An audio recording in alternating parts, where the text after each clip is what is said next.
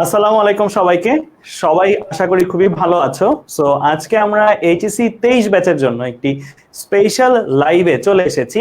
তোমরা একটু কমেন্টে জানিয়ে দিবে আমার ভয়েস ঠিক মতো শুনতে পাচ্ছ কিনা, এবং আমাদের স্ক্রিন গুলো দেখতেই পাচ্ছ। আমার সাথে আছে সাকিব, তোমাদের সবার প্রিয় কেমিস্ট্রি টিচার, এবং চিন্ময় ভাইয়া আছে তোমাদের, এবং সজন ভাইয়া আছে। সো তোমরা একটু কমেন্টে জানিয়ে দিবে যে আমার ভয়েস ঠিক মতো শুনতে পাচ্ছ কিনা। যদি সবকিছু ঠিকঠাক মতো শুনতে পারো তাহলে ভাইয়া আমাদের আজকের যে স্পেশাল অ্যানাউন্সমেন্ট সেই অ্যানাউন্সমেন্টটা করে দিব। তো আমি দেখতে পাচ্ছি অনেকেই যুক্ত হয়ে গেছো অলরেডি, ফেসবুক থেকে, ইউটিউব থেকে, বিভিন্ন জায়গা থেকে যুক্ত হয়েছে আসলে অনেকে। আমি দেখতে পাচ্ছি ইব্রাহিম যুক্ত হয়ে গেছো, সবাই সালাম দিচ্ছ। যারা সালাম দিচ্ছ তাদের সবাইকে আমার তরফ থেকে ওয়ালাইকুম আসসালাম। সো আমি অনেকের কমেন্ট দেখতে পাচ্ছি, জামিল যুক্ত হয়ে গেছো, সিফাত যুক্ত হয়ে গেছো, হাসানুর জামান যুক্ত হয়ে গেছো, সাকিব যুক্ত হয়ে গেছো। ওকে ফাইন, আশা করি সবাই ঠিকঠাক মতো সুন্দর ভাবে দেখতে পাচ্ছ। অল ওকে যেহেতু বলে ফেলেছে। সো আজকে আমরা একটা স্পেশাল লাইভ শোতে আসলে তোমাদের সবাইকে আমন্ত্রণ জানাচ্ছি। আমরা এইচএসসি 23 ব্যাচে শর্ট সিলেবাসে যে এইচএসসি এক্সাম হবে সেটার নোটিশটা কিন্তু গতকালই কনফার্ম ভাবে পেয়েছি। এইচএসসি 23 ব্যাচের যারা ছাত্রছাত্রী আছো তাদের ক্ষেত্রে দেখা যায় যে অনেক কনফিউশনে ছিল। তোমাদের একে তো এসএসসি শর্ট সিলেবাসে হয়েছে, শর্ট সিলেবাসের পরে কলেজ ভর্তিটাও হলো, কিন্তু এইচএসসি সিলেবাস নিয়ে কিন্তু অনেক কনফিউশনে ছিলাম আমরা, তোমরা সবাই। সো ফাইনালি সেই কনফিউশনের অবসান কিন্তু হয়েছে।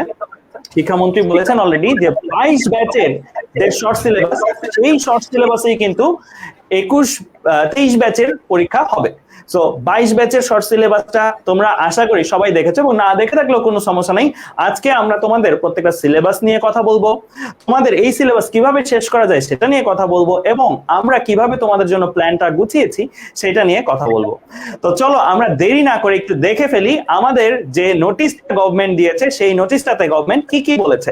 সো আমি যদি বলি দুইটা কি পয়েন্ট আমরা পেয়েছি গভর্নমেন্টের নোটিশ থেকে, দুইটা কি পয়েন্ট আমরা পেয়েছি। সো একদম শুরুর দিকে যদি আমি বলতে চাই, আমাদের এইচএসসি 23 ব্যাচের স্টুডেন্টদের সিলেবাসটা কমপ্লিটলি এইচএসসি 22 ব্যাচের যে স্টুডেন্টসরা ছিল এইচএসসি 22 এর সিলেবাসের অবিকল হবে। ঠিক আছে, এইচএসসি 22 এর সিলেবাসটা আর এইচএসসি 23 এর সিলেবাসটা কিন্তু হুবহু একই হবে, কোনো পার্থক্যই নাই।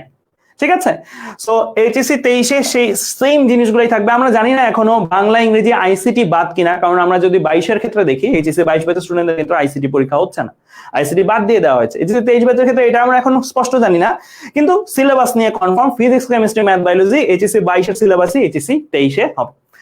কিন্তু পার্থক্য হচ্ছে এইচএসসি 22 ব্যাচের ক্ষেত্রে যদি খেয়াল করো, 22 ব্যাচের ক্ষেত্রে মান বন্টন, যে এক্সাম মান বন্টন আছে, এই মান বন্টনটা কিন্তু ভিন্ন।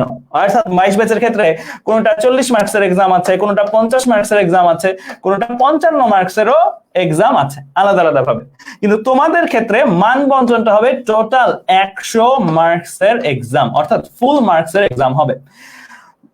মান বন্টন গেল, দেন পরীক্ষার সময়সীমা, সময়কালও যদি বলি এই ক্ষেত্রে সময়সীমা কিন্তু আলাদা। পরীক্ষার সময় যদি তুমি দেখো, পরীক্ষার সময় তাদের ক্ষেত্রে 1 ঘন্টা 45 মিনিট করে, সো 1 ঘন্টা 45 মিনিট করে, কিন্তু তোমাদের ক্ষেত্রে 3 আওয়ার্স এ কিন্তু এক্সাম। মানে পূর্ণ মান বন্টনে শর্ট সিলেবাসের উপরে পরীক্ষা হবে। এটা যদি আমি নোটিশটাকে এক কথায় সামারাইজ করতে চাই, এইচএসসি 23 ব্যাচের শর্ট সিলেবাসকে এইভাবে সামারাইজ করতে পারি। সো এখন এই যে আমাদের এইচএসসি 23 ব্যাচের স্টুডেন্টসরা, তাদের জার্নিটা কিন্তু এইরকম। তারা এসএসসি 21 সালে এসএসসি 21 পরীক্ষাটা দিয়েছিল 21 সালে নভেম্বর মাসে। তোমরা নভেম্বর মাসের 21 সালে নভেম্বর মাসে পরীক্ষাটা দিয়েছিলে। এরপরে আজকে এখন এপ্রিলে চলে আসলাম আমরা। ঠিক আছে, আর তোমাদের গভর্নমেন্ট কর্তৃক যে ডিসিশন, সেই ডিসিশন মোতাবেক, এটা তো এপ্রিল 2022, তো তোমাদের গভর্নমেন্ট কর্তৃক ডিসিশন অনুসারে এই সময়টাতে প্রস্তুতি নিতে হবে শর্ট সিলেবাসের। আর এইচএসসি পরীক্ষাটা তোমাদের হবে জুন মাসে হবে, 23 সালের জুন মাসে। অর্থাৎ আমি যদি একটু সময়টা গণনা করলে আমাদের এখানে মে একটা মাস পাচ্ছি, আর জুনে তো পরীক্ষায়, জুনটা আর কাউন্ট করবো না। দ্যাট মিনস 1 বছর 1 মাস, আমি মোটামুটি বলতে পারি 1 ইয়ার 1 মান্থ। ঠিক আছে, সো দ্যাট মিনস মোটামুটি আমরা 13 মান্থের একটা সময় পাচ্ছি, 13 মাসের একটা সময় পাচ্ছি। সো তোমাদের অনেকেরই মনে হতে পারে এইচএসসি লাইফটা মাত্র শুরু হইলো, অথচ কতদিন 13 মাস পরই আবার আর এইচএসসি লাইফটা শেষ হইলো, এইচএসসি শুরু হইলো 13 মাস পরই আবার এইচএসসি এক্সাম। এবং এই এইচএসসি এক্সামটা 13 মাসে হলে তোমাদের কিন্তু বেশ ভালোভাবে গুছিয়ে আগাতে হবে। তো আমি যদি একটু দেখি, এই 13 মাসের মধ্যে সত্যি কথা বলতে তোমাদের প্রিপারেশনটা শেষ করে ফেলতে হবে, মানে প্রিপারেশন টাইম একটা, আর এর মধ্যে আরেকটা টাইম হচ্ছে প্র্যাকটিস টাইম। একটা প্রিপারেশন টাইম, একটা practice time, preparation practice. So প্রিপারেশনটা মোটামুটি আমার সাজেশন হচ্ছে 9 মাসের মধ্যে কমপ্লিট করে ফেলতে পারতে হবে। সো 9 মাসের মধ্যে কমপ্লিট করে ফেলা উচিত, আর বাকি 4 মাস পরিমাণ সময় তোমার আসলে প্র্যাকটিসের জন্য রাখা উচিত, কারণ এইচএসসি সিলেবাসে যত বেশি প্র্যাকটিস করো তত ভালো হবে। এবং এমনকি আমি তোমাকে যদি একটু বলে দিই কয়েকটা জিনিস, তোমাদের কিন্তু এই এইচএসসির পরেই অ্যাডমিশনের প্রিপারেশন নিতে হয় যে তারা অনেক ক্ষেত্রেই অনেক ভালো ভালো স্টুডেন্টরা তারা এইখান থেকে অ্যাডমিশনের প্রিপারেশন নেওয়া শুরু করে দেয়, মানে অ্যাডমিশনের প্রিপারেশনটা তারা এই সময়টা থেকেই শুরু করে দেয়, অর্থাৎ 9 মাসে তারা এইচএসসি প্রস্তুতিটা কভার করে তারপরে অ্যাডমিশনের প্রিপারেশনটা শুরু করে দেয়। এই জিনিসগুলো যদি এখন থেকে তুমি ক্লিয়ার পিকচারটা না থাকে তোমার যে তুমি কি করবা সামনে, তাহলে কিন্তু তোমার সামনে এগুনোটা একটু টাফ। ঠিক আছে, তাহলে আমরা যদি আজকে বলতে চাই যে কিভাবে আসলে আগাবা সেই জিনিসগুলা, সো আমাদের সাজেশন হবে প্রথমত এই 9 মাসের মধ্যে তোমার শর্ট সিলেবাসটা অবশ্যই শেষ করে ফেলাটা উত্তম কাজ। 9 মাসের মধ্যে তোমার শর্ট সিলেবাসের পড়ার পার্টটা হয়ে যাইতে হবে। এখন প্রশ্ন হচ্ছে, বাসায় বসে থাকলে তোমরা নিজেরাই খেয়াল করেছো এসএসসি এক্সামের পরে আজকে পর্যন্ত কয় মাস পার হয়ে গেল? ডিসেম্বর, জানুয়ারি, ফেব্রুয়ারি, মার্চ, অর্থাৎ 4 মাস কিন্তু চলে গেছে। অনেকেই হয়তো এর মাঝখানে তেমন পড়াটা গুছাইতেই পারোনি, বা মাত্র শুরু করেছো এমন একটা মোমেন্টে, অথচ সিলেবাসটার দিকে তাকাও, শর্ট সিলেবাস হলেও ওই শর্ট সিলেবাসে আমি যদি ফিজিক্সের কথাই বলি, এই এইচএসসি 21 ব্যাচের শর্ট সিলেবাসে আউট অফ 21 চ্যাপ্টার্স, মানে 21টা চ্যাপ্টারের মধ্যে কিন্তু তোমার 14টা চ্যাপ্টার ঠিকই পড়তে হবে। ঠিক আছে, 14টা চ্যাপ্টার আছে, এই 14টা চ্যাপ্টারে দেখা যাবে যে 1 মাস তোমার একটা চ্যাপ্টারেই চলে যায়। 1 মাস একটা চ্যাপ্টারেও চলে যায় যদি গুছিয়ে না পড়তে পারো, আসলে সত্যি কথা যেটা।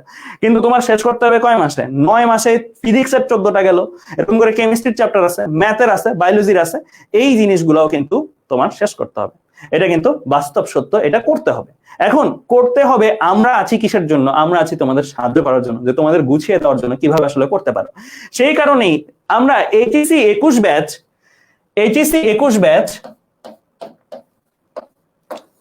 এইচএসসি 22 ব্যাচের ধারাবাহিকতায়, এইচএসসি 21 ব্যাচ, এইচএসসি 22 ব্যাচের ধারাবাহিকতায় আমরা কিন্তু এই আজকে নিয়ে আসলাম এইচএসসি 21 ব্যাচ 22 ব্যাচকে যেভাবে সাহায্য করেছি তাদের শর্ট সিলেবাস শেষ করার ক্ষেত্রে, একইভাবে আমরা এইচএসসি 23 ব্যাচের জন্য আজকে লঞ্চ করছি এইচএসসি 23 ব্যাচের ক্র্যাশ কোর্স। এইচএসসি 23 ব্যাচের ক্র্যাশ কোর্স। এই ক্র্যাশ কোর্সটার উদ্দেশ্য কি?